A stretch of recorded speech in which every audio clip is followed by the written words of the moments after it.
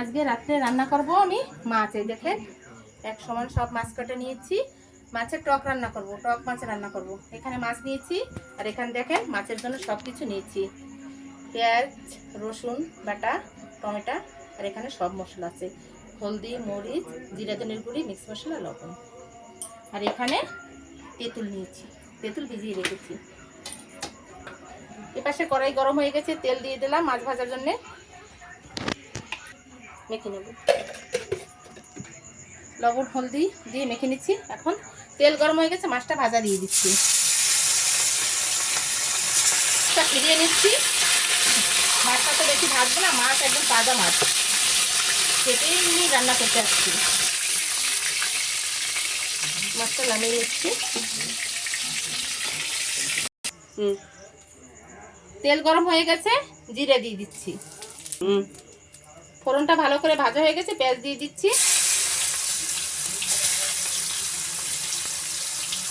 অনেকটাই ভাজা হয়ে গেছে, এখন আমি রসুনটা দিয়ে দেবো।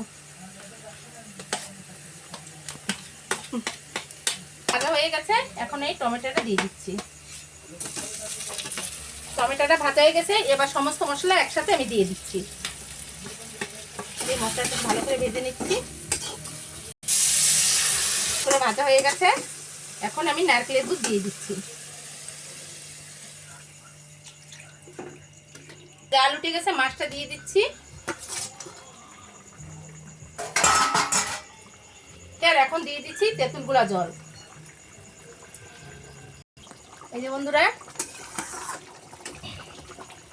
খাট্টা মাছ রান্না প্রায় হয়ে গেছে। একটু গরম মশলা দিয়ে দেবো।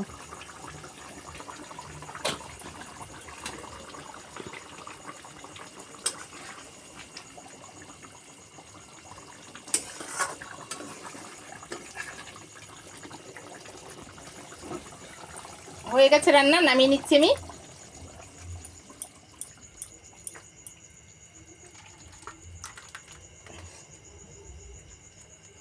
খাট্টা মাছ রান্না হয়ে গেছে, এই দেখেন। আপনারা একটু এরকম রান্না করে খেয়ে দেখবেন, খুব ভালো লাগবে। আর আমার রান্নাটা যদি আপনাদের ভালো লেগে থাকে তাহলে একটা লাইক, কমেন্ট, সাবস্ক্রাইব করে দেবেন। টাটা বন্ধুরা। আর এই একই ধরনের মাছ আমি কত ধরনের ঘুরিয়ে ফিরিয়ে রান্না করি, কখনো পাতায় দিই, কখনো ভাপা করি, কখনো খাট্টা মাছ রান্না করি, কখনো এমনি মাছ রান্না করি। এই যে বন্ধুরা দেখেন।